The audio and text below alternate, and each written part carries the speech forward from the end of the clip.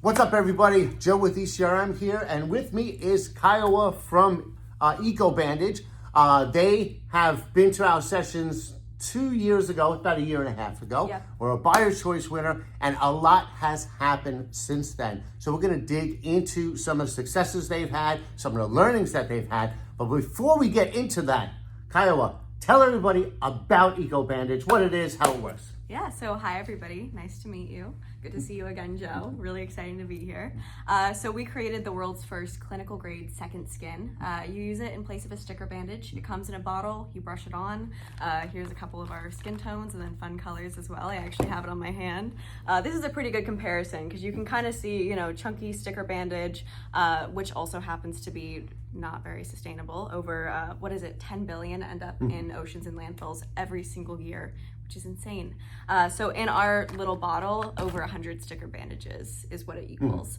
So we created a very flexible polymer. You brush it over your wound. It does have an antiseptic in it as well. So it's kind of like that one-step wound care. We also like to say makeup meets medicine because liquid bandages have been around for a really long time, but they've always been clear in the past. Our formula tends to be more flexible as well, which is another differentiator. But the main one is gonna be the pigment for sure. So as a kid, I hated sticker bandages. I honestly was picky and I thought they were ugly. I did not like having to peel them off. So our formula is designed to naturally slough off as your skin heals. Yeah. You just keep touching it up over the duration of the healing period as your scab kind of forms and the new skin grows in. But yeah, anyway, hated sticker bandages, didn't have a great solution, asked my dad for a skin that I could paint on. And he was like, I don't know why that doesn't exist. So we decided to create it. Well, I've actually used it. Back at that first healthcare session, I actually sliced my finger open by accident, doing something really stupid. I ran to their table. They were in a buyer meeting. Literally in the middle of a 10-minute meeting. And I was like, hey, if you want to demonstrate this for real, and my thumb is bleeding or whatever. So I'm pitching to actually what ended up being our first retail purchase order, which was Meijer stores. And so I'm pitching, explaining what the product is, and my mom's over in the corner, like, Joe, dabbing Joe's bleeding thumb, and he's like, look, this is how it works. So I can take some credit. They placed an order. They did. They literally placed an order after that meeting. So you couldn't have gotten a better demo than that. We really couldn't have. And it was completely accidental, but the timing worked out perfectly. And by the way, thought you were like a paid actor for our pitch. No, that's okay. I'm not going to voluntarily. Yeah, actually. Yeah, I would sacrifice a lot for you guys, so I could cut myself open. That's fine.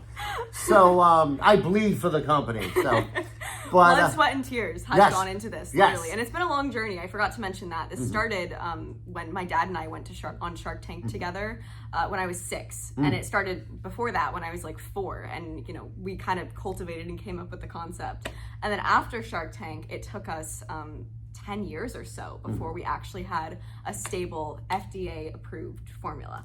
Yeah, well, you bring up a good point because you see a lot of these people, like someone only saw you at that first healthcare session, and then you got these wins. They're like, oh, overnight success. But it feels like it's happened fast, from the outside perspective, and then you think about it, and you're like, okay, but the 10 years of formulation and figuring out our identity and figuring out what we wanted this to look like is what had to come before that. Yeah, just because it might say new vendor on your badge at ECRM doesn't mean that you haven't put in all the time to make it work. Exactly. And the thing is, I've used liquid bandages before, but I can honestly say these were my favorites. They work the best.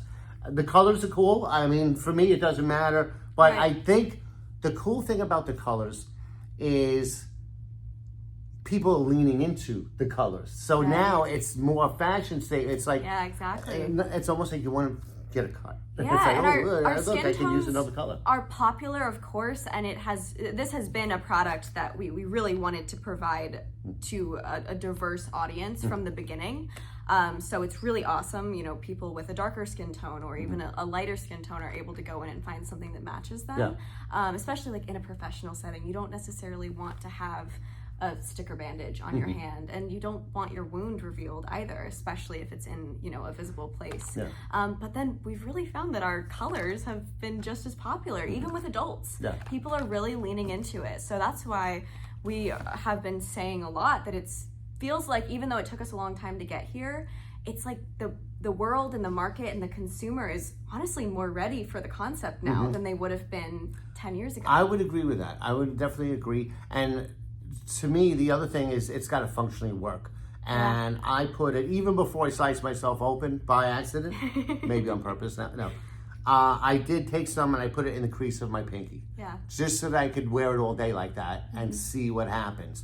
Because I've tried others in the past that would get all crusty and then they actually end up digging in. So I want to make sure it worked functionally too. Yeah. And what is it that does that? It's the polymer? Yeah, so it's actually, it is an actual scientific difference with our formula. Yeah. So we use a cellulose base. Okay. And the other liquid bandage companies use a different base, which tends to be kind of crusty. Yeah, and that's no, not that's necessarily what you're looking for when you want it to feel like skin. Yeah, especially if it's on a joint, because then when it gets crusty, you're pushing it into the cut, which is what was happening. Very counterintuitive, yeah. right? So I need something that I can, move my hands. Absolutely, yeah. We've been saying recently that, we believe healing should look good and feel better.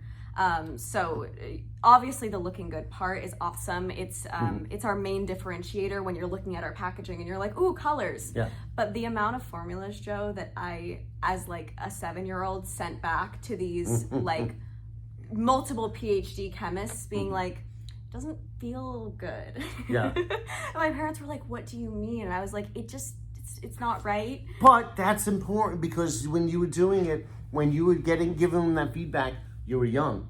Yeah, right? definitely. And how is a kid going to react when the parent puts it on? Right. It doesn't feel good. They may not be able to explain it why, but they're going to say it doesn't feel good. Yeah, so if you nail that problem, you nail it for that whole audience. Right, absolutely. And for kids, it works awesome as a scab cover, we've found. Sometimes kids don't like the antiseptic factor because it does sting, Yeah, and I mean, you're going to have to clean a wound either way. But if you wait a little bit longer, it hurts a little bit less. So you can clean it with water first and then wait for it to stop bleeding, then apply the Eco Bandage. Okay. It's really what we recommend for everybody. But for kids, we find along the healing process, using it as a scab cover, especially the fun colors, you can paint it in a star, in a heart. You could paint it in the shape of their, favorite TV character, whatever it is that correlates to something that they actually want to have on their body. It prevents the scab picking and the itching. It even works amazingly for bug bites on kids to prevent that incessant itching because it's something that they want on their body. They want it to stay. They don't want to pick at it. Yeah, and with the cool colors, it's something they can show off. And right. It's like cartoon bandages. Yes. They get it, they wear it as a fashion statement. Sometimes they just want to wear it because of the design. Exactly, so it's the same thing. It's a cool thing. Oh, it's like makeup. And you should see my friends when they get their hands on a bottle of Eco Bandage and go out on the boat. They have hearts all over them. They have the sun. They have stars. A lot of my friends actually, when they're at the beach, they'll put it on. So it's a natural SPF protectant.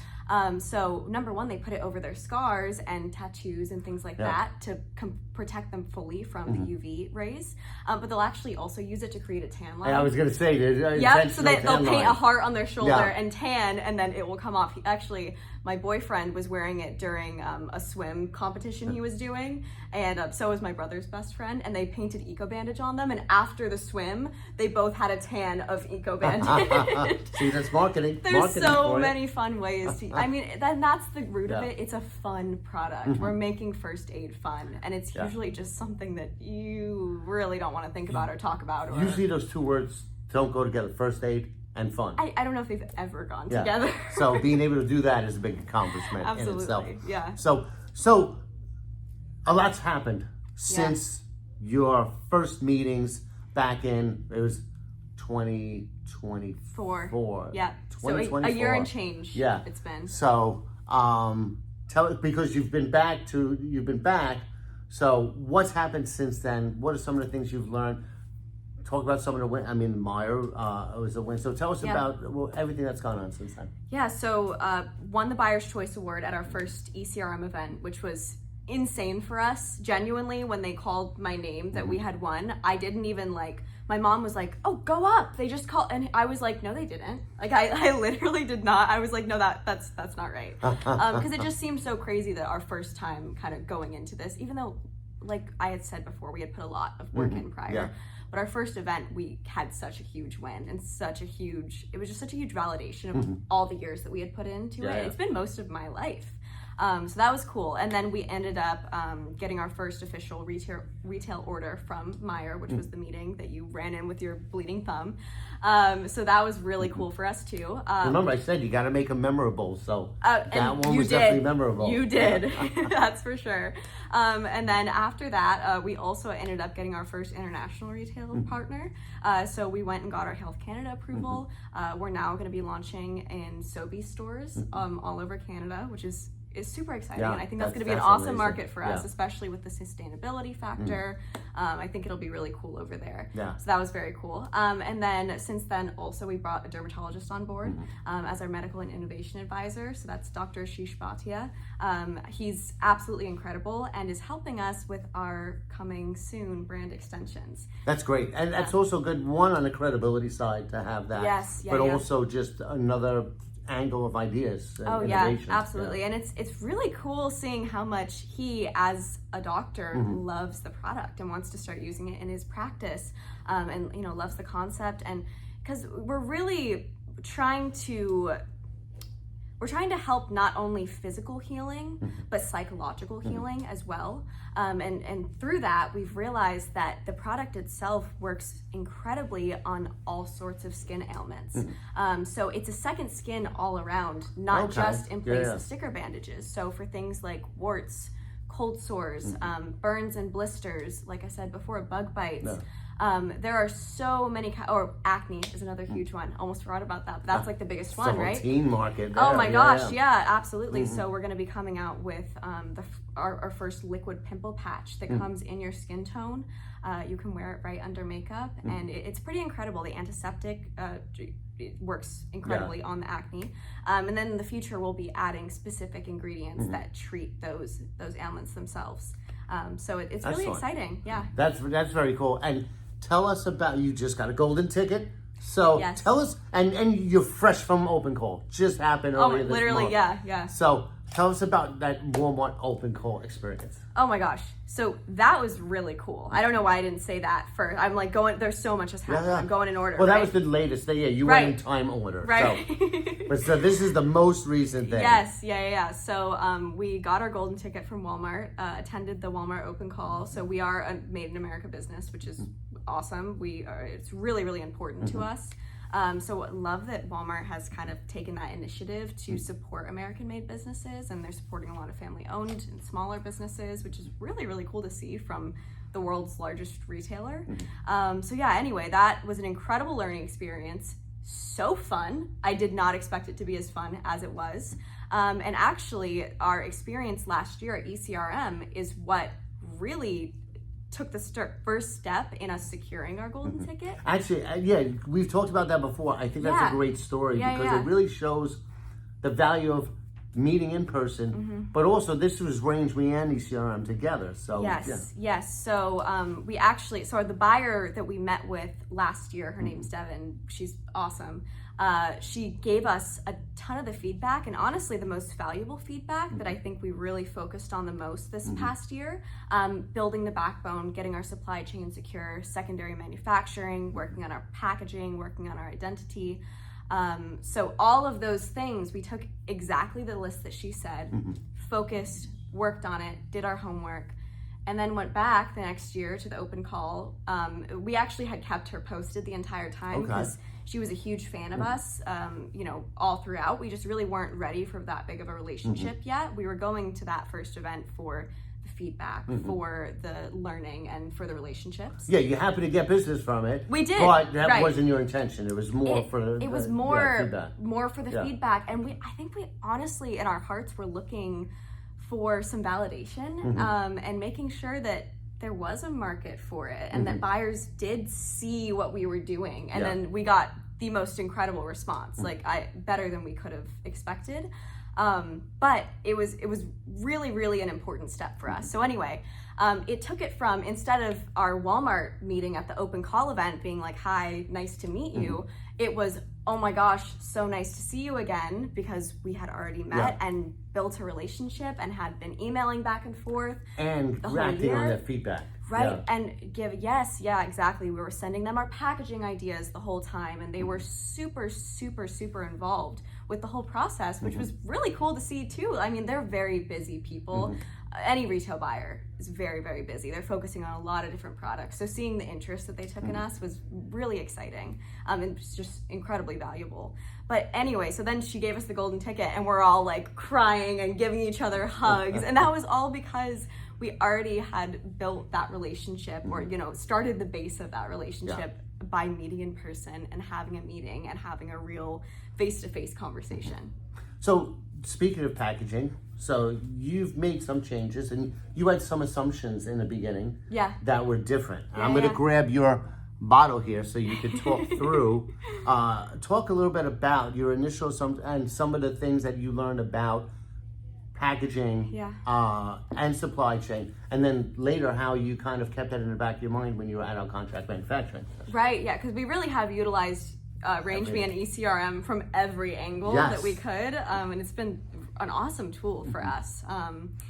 Anyway, we actually went into the event, so a lot of the point of Bandage and a lot of our mission is to be more sustainable, and to reduce waste and reduce the amount of specifically sticker bandages that end up in oceans and landfills. It's in the name. Right. Eco no, bandage. Exactly. It's really a core part of our mission. So we went in thinking, okay, the less packaging, the better. And we wanted to go in with just our glass bottle and our recyclable lid, and the product itself is totally biodegradable. So it's, a true zero waste product. And then at the end of the day, we ended up finding out in mass retail that doesn't really work. Theft is a huge thing. We weren't thinking about that, of course. You're not in New York. Right, yeah, I guess so.